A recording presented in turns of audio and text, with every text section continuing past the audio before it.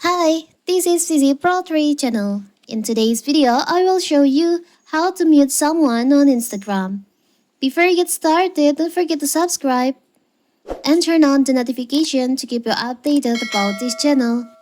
So, let's go! If you don't want to see someone's post in your feed, see their stories, and get notification from their DMs, so you can just mute that account. So how to do it? It's so simple. So first of all, of course, we have to open our Instagram. Now you can just go to the DM section on the top, on the up right corner here.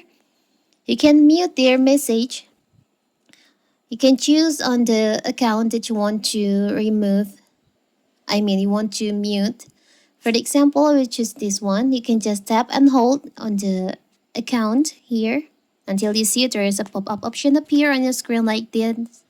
And there is an option mute messages. You can just tap on that.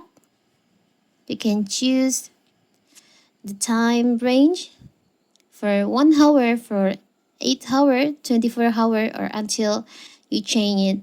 For example, I will choose until I change it. So when this account send me message, Instagram won't notify me. It's so simple, right? So that is how to meet someone on Instagram message.